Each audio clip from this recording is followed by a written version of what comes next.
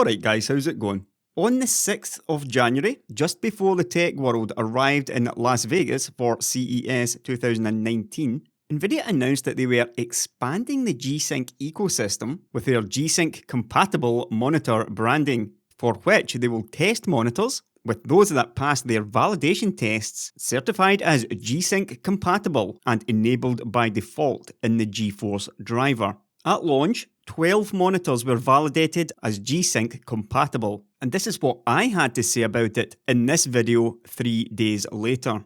Whenever Nvidia gets involved in anything like this, it is about two things. They want to be paid, and they want their brand splashed all over the good stuff. How long before FreeSync is no longer the brand on these higher end monitors, replaced by G-Sync compatible? And I'm going to end this part of the video with a surprise to many of you by saying, AMD, this is what you deserve. You haven't done enough quality control here, and you constantly leave yourself at the mercy of Nvidia's games. I can't remember exactly what video it was, but it was a couple of years ago when I said that when Nvidia is finally forced to adopt FreeSync, they will do it in a way that pushes their brand over AMD's. That's exactly what they're doing here, and as usual, AMD will just play the victim and they will do nothing to prevent it.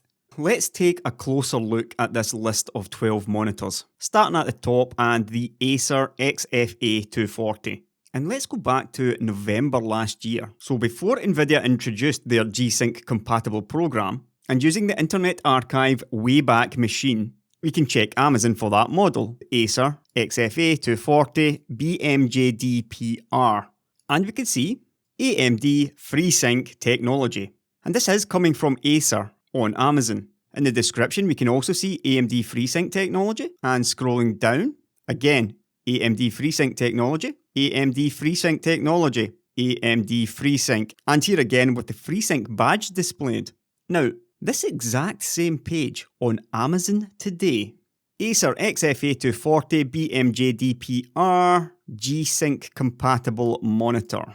And looking at the description underneath, G-Sync compatible, and scrolling down, G-Sync compatible, G-Sync compatible, the G-Sync badge, Nvidia G-Sync.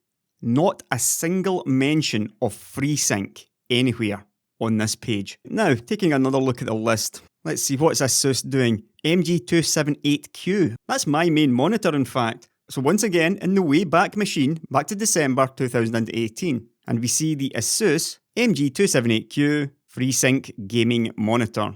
And here we see AMD FreeSync technology, and again AMD FreeSync, and again here. And again, this is from ASUS. And their exact same page on Amazon today, MG278Q, G-Sync compatible, Adaptive Sync gaming monitor. Now this is kind of weird because Adaptive Sync wasn't mentioned previously in the old advert. It was FreeSync. The only mention of Adaptive Sync in this entire page is for a different monitor. And you probably won't be surprised to learn that when scrolling down today's page, all instances of AMD FreeSync has been changed to G-Sync compatible. Here, and here again. So let's check out the ASUS website then. So back in time we go again, and again we see FreeSync. And they even have a link to AMD's page. The same page today though, and of course it is G-Sync compatible and Adaptive Sync. And as a final kick in the teeth, they're now also displaying G-Sync compatible on the monitor. The same monitor, Nvidia G-Sync. You can still see the red around the base of the monitor, and scrolling down we see it here again. Red for Radeon, green for GeForce of course, except now, as I said would happen back in January, the red is branded with green. Let's grab another one, the XG258. Over at Amazon we've got G-Sync compatible, and again also branded G-Sync compatible. And over at the website we see Nvidia G-Sync, G-Sync compatible. These were all FreeSync monitors before the G-Sync compatible program began. Of course, we are talking about ASUS here. We all remember how easily they caved to Nvidia's anti-competitive GeForce Partner program, don't we? Let's see what AOC are doing with the G2590FX.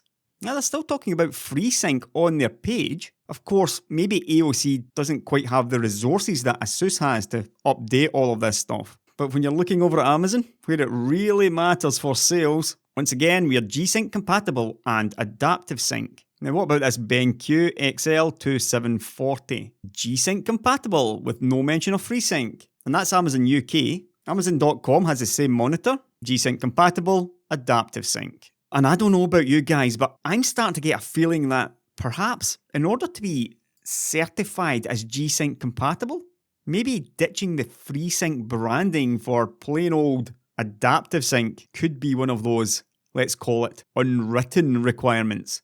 And that was just some of those on that list. But it doesn't end there, because now any adaptive sync monitor that Nvidia certifies as G-Sync compatible will be promoted as G-Sync compatible. In fact, here's a newer one from LG. Nvidia G-Sync compatible. No mention of FreeSync, or at least not in the title breakdown. Quite why the word FreeSync is being removed wholesale, and any reference to AMD with it, well, I'll leave that up to you to decide why that's happening. But clearly, this is going to have a deleterious effect on AMD's brand, and as I said back in January, they will do nothing to stop it. As if being Nvidia's punching bag wasn't enough, AMD's even larger competition, I am of course talking about Intel, are back doing what they do best again. Before I move on to that though, let's have a quick look at this recent article over at CRN. Intel slashes price of i9 X series processors by up to 50%. And in this article, the Intel exec Frank Soki told them that this price cut is not related to AMD, it's in service of my customer. And oh, by the way, I believe AMD is going to be the one responding to this versus us responding to them.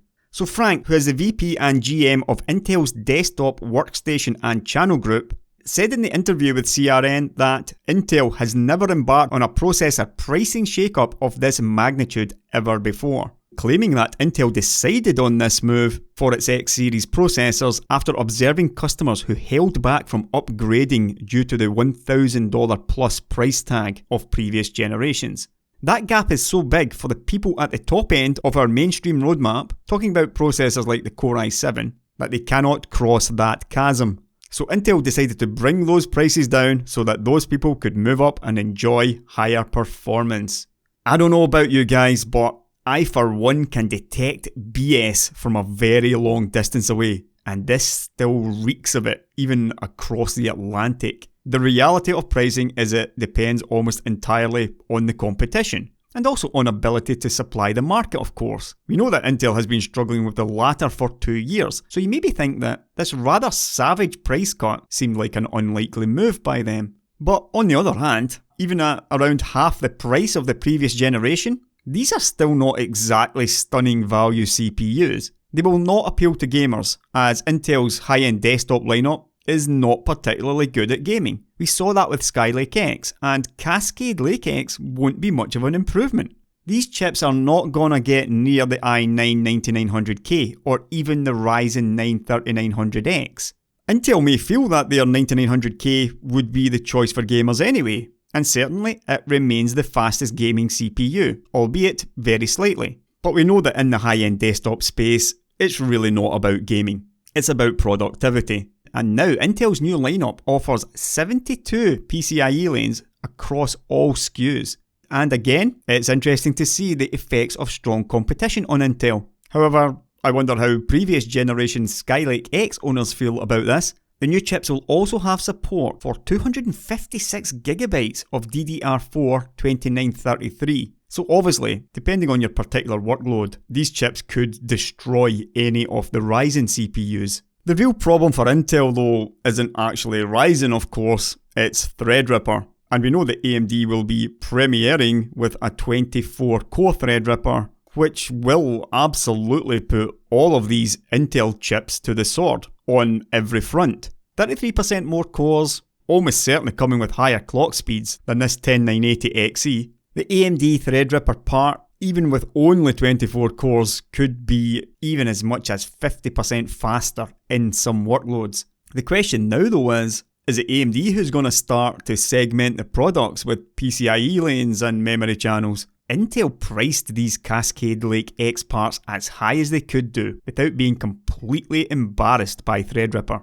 They've left just about enough room for AMD to perhaps charge up to $1,500 for this 24-core part. However, I feel closer to $1,300 is more likely. I mean, this could crush Intel's entire lineup like a bug at $1,000, but they won't do that. And remember, this is AMD's low-effort Threadripper chip. 24 cores is realistically as low as they will go with Threadripper this generation. And the only thing stopping them releasing 48 and even 64 core parts is time. Or basically, it's about getting the time to manufacture enough parts that aren't being sold as EPYC. And that is yet another clue to Intel's pricing here, as clearly, EPYC is putting the heat on Intel's data center sales. It may well be the case that Intel is either currently, or more likely, they expect that these lower core count chips. Remember, 10 to 18 cores on a server now, it is very small beer. So Intel may be expecting these Xeon chips to struggle badly against the entry-level EPYCs. And in fact, even last generation's Naples SKUs were beginning to put the pressure on those. If we go over to AnandTech, and they had this entire table of the Cascade Lake AP SKUs, and looking at the prices of some of these 18 core chips, $2,500. There's one at almost $4,000, but that is the very best of the silicon. Here's another one, over $2,500. There's a few here kicking around the $1,500 to the $2,000 mark. These ones here, effectively unbuyable, I would wager. And a fairly low TDP, you might think that these chips here have had their clock speeds ramped up and been turned into these Core i9 10980XEs, because these chips here are essentially unbuyable against some of the EPYCs going around. So really, that's what I would suggest. There is little to prevent Intel from offering vastly better high-end desktop value than we have seen from them in years. They just aren't competitive, and they likely have a bunch of unsellable server silicon coming soon. Let me just remind you of Frank's version of that analysis though. That gap is so big for the people at the top end of our mainstream roadmap, with processors like the Core i7, that they can't cross that chasm. Intel just brought those prices down so that those people could move up and enjoy higher performance. Again, I'll let you decide which is more likely. And I'll end this part of the video by also repeating what Frank said about AMD being the ones who will need to react.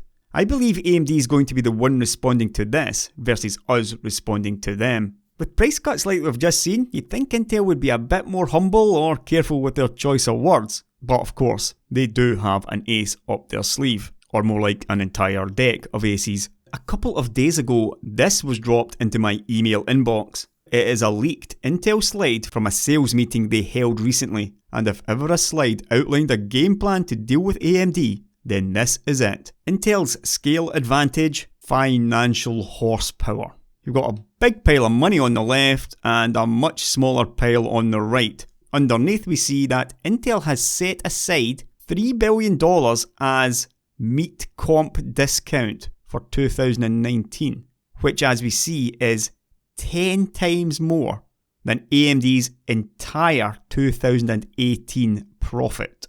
You see, Intel doesn't just cut prices, they also offer very large incentives to their partners under the guise of meeting competition. In short, when you can't win with better products, you simply use your financial horsepower to maintain your advantage instead. Now you may recall that Intel did a lot of this in the past. If not, then you probably haven't watched my Intel anti-competitive video, and presumably will go do so after this one. Back then, this meeting comp was mostly about huge multiple billion-dollar bribes to the likes of Dell and Hewlett-Packard. Those bribes came with conditions like you can only use maybe 10% AMD products in your lineup if you want to continue receiving.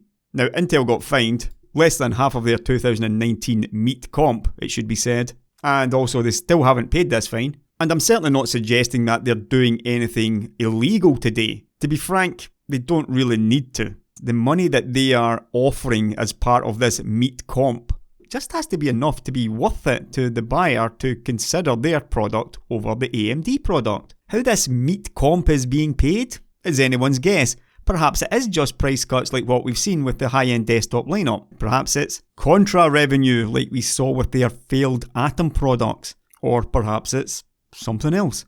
It doesn't really matter.